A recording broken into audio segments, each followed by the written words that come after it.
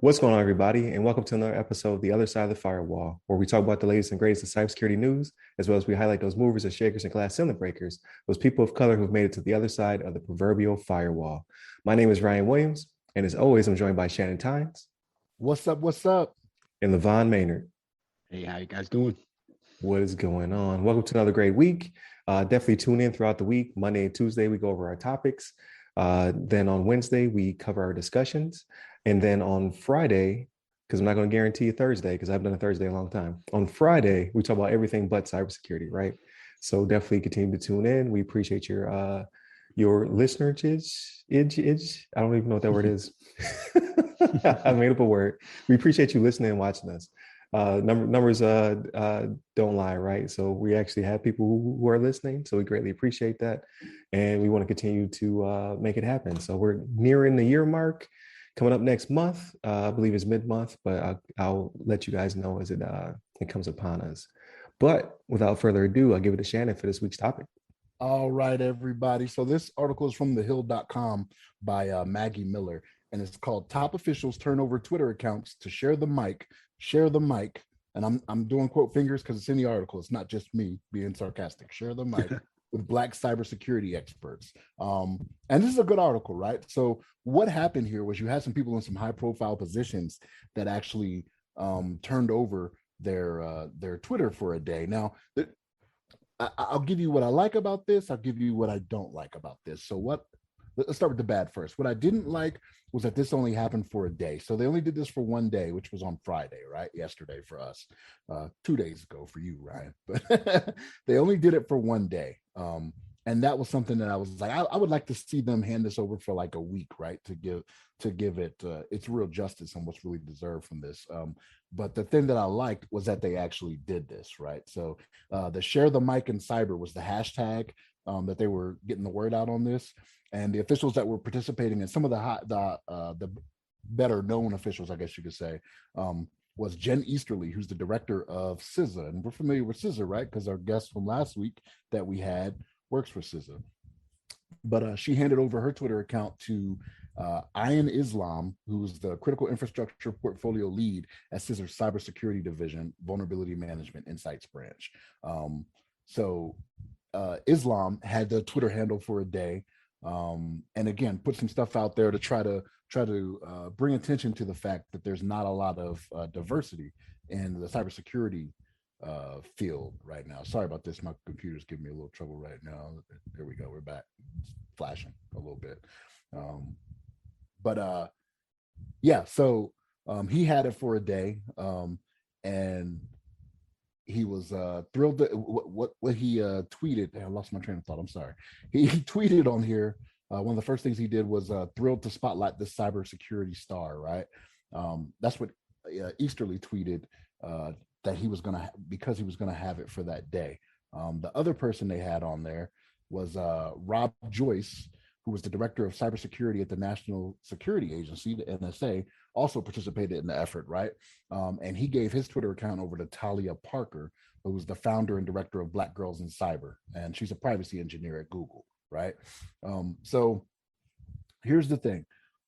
This is a good thing because it draws attention, and it draws attention to some fairly high profile Twitter feeds, right, that are out there to try to bring attention to diversity. And one of the things they mentioned in here is some of the diversity that's actually in the field. Let me find these numbers, okay? So there was, let's see, Aspen Institute's Tech Policy Hub and Aspen Digital published a report last month highlighting the concerns about the lack of diversity, right? And what it said was that cyber workforce was overwhelmingly white and male, and notice that it was estimated only 4% of cybersecurity workers self-identify as Hispanic, 9% is Black, which is up a little bit from what I thought it was, because I always thought it was 7%, and 24% as women. So the fact that they did this and put this out there is a good thing, right? Try to bring attention to it with more followers, right? Because these people that took over the accounts for that day, they may not have as many followers, you know, as someone that works for the NSA or CISA. So it gets it out there, and that's one of the things I actually liked about it. But Levon, what's your thoughts on this, man? Yeah, I think it's pretty cool. It's a good way to, just like you described, to get the word out, let the share the mic with some people of color that are in the cybersecurity field, and be able to, I'm not sure exactly what's what, like, what they did with the time, like specifically all the tweets that they shared, but it's good nonetheless that they were able to get on there and be able to capture some audiences that they wouldn't have likely have before without the notoriety of those particular accounts. Um, but yeah, nonetheless, it's a good thing. I mean, it's just it's one of the small steps that maybe can help bring light to the lack of diversity in the cyber field and IT in general. And hopefully this kind of brings some more attention to it, and we can get more people involved, and maybe it can grow from here. But what do you have on this, Ryan? What you think? Yeah. So I what's crazy is because I'm not always on Twitter. I do mostly post and I get out of there type situation. But it happened so either naturally, I didn't notice it.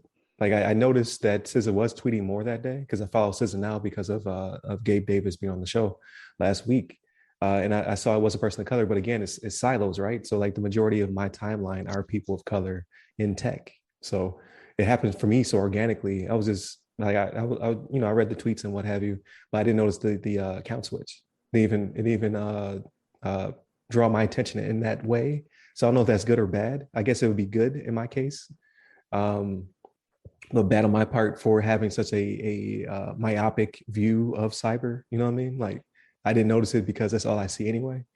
Um, so from a different person's vantage point, so if you were a white male, you probably did notice it, right? You saw the Jen Easterly's account switch over. You saw, I don't follow Rob Joyce, but I probably will now, just so I can track to see what he's talking about on a regular basis.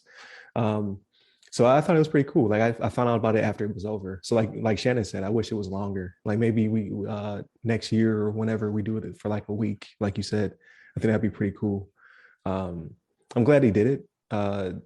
Again, because of my aperture being so laser beam focused, I didn't see it because all I see are Black people or people of color in cybersecurity, so specifically women, because a lot of my I would say over half my feed is probably Black women in cybersecurity, which I did not notice until now. So I need to diversify a little bit, right? But I thought it was pretty cool. So hopefully they do it again. And I like that number jumps. I'm not sure if, because statistics, depending on where you pull them from, differ, but 9%, even though that's only 2% more, is a significant larger amount than 7%. So I hope that is true. And we are growing. Like I said, it's going to be a slow progress, but we'll get 70%. The takeover it's only a matter of time. But no, I thought it was a cool initiative, and I hope they keep it up.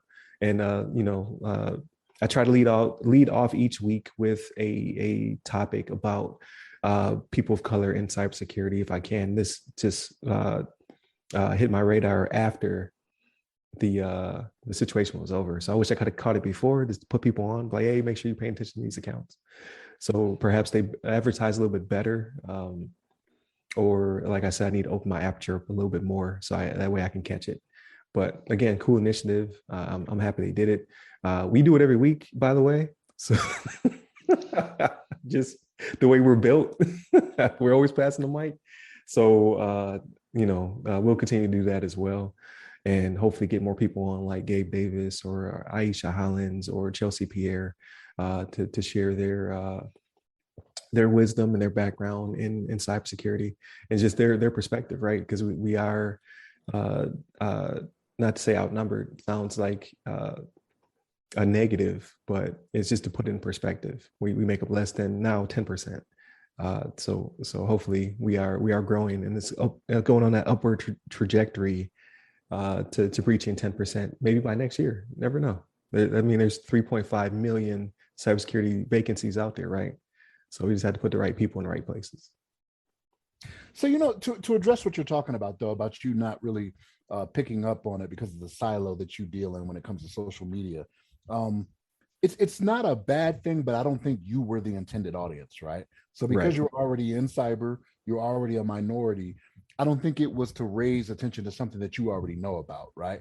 It's for those people out there that may follow those accounts that are maybe in the positions to do something about it. That may be a hiring manager that is not a minority, right? To be like, man, I did not realize that, right? Like when those facts come out over the Twitter feed, I didn't realize that. Maybe I should look into that a Right. little bit more. You know what I mean? So, not to say it wasn't a failure or anything because you didn't pick up on it, but again, you're already hip to the game to what they're trying to promote. You know what I mean? Yeah. Yeah. Because if you're an opposite end and you're in the other, 91%, and your entire timeline is just white males talking about cyber, and then all of a sudden, boom, there's a man of color, a woman of color pops up. Yeah, that probably would throw you off a little bit. But like, oh, okay, that's different. I wasn't following this person, so maybe they're following them now. And that's also a numbers game, right? Like by spotlighting them, they probably received thousands, if not tens of thousands, of new followers that would have never followed them to begin with, because they would never, like, again, it's like find a needle in a haystack from the other perspective.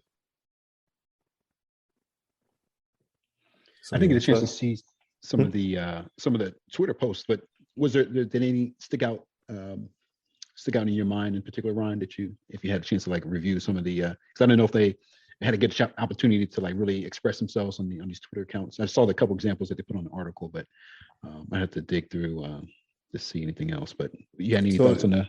Yeah, so on the Jen Easterly side, because I was following SZA, right? So I assume that's her account, or at least she it's a companion account, right? I'm not sure if it's SZA itself or if it's just her account, and obviously she's SZA focused.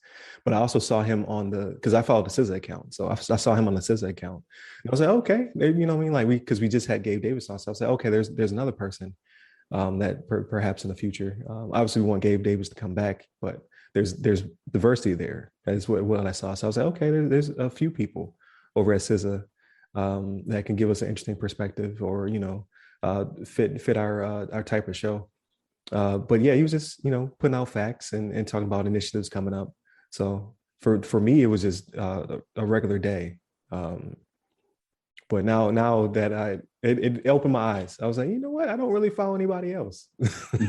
Right. Except for corporate accounts. Like if it's a personal account, yeah, I wasn't following her personal account, but I was following their business account.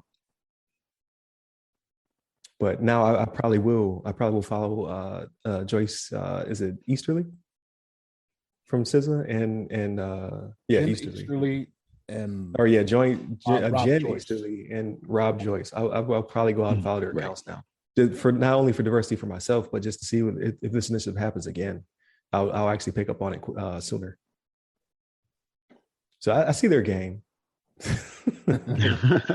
They got me. But yeah, I think it's a great initiative, and hopefully it keeps happening. Like maybe this is not just an annual thing. Maybe they do it on a more continual basis. Like let's do it every quarter. Let's do it every 6 months or something like that. Mm-hmm. Just to show that diversity. So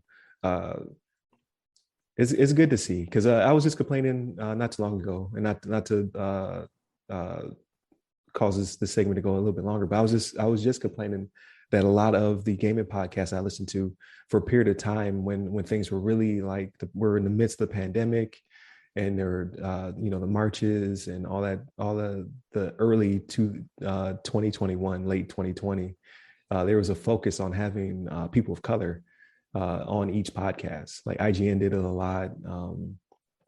Who else did it? Because IGN has like 4 or 5 different podcasts I listen to.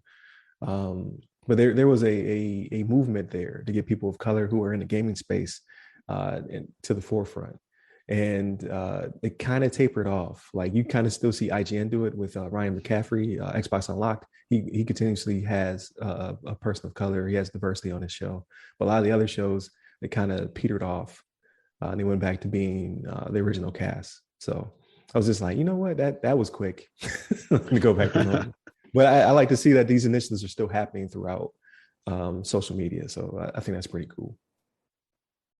Absolutely. It's a good thing to see for sure, without a doubt. Yeah. But I think that pretty much wraps up this segment. If you are out there, so if you're, a SZA or another organization who participated, please continue to do so. I think it's a great initiative, and I think it's something that needs to be done. Just because these accounts are getting buried, like everybody's not like me, right? You're almost your entire timeline isn't focused on a particular group, because that's kind of the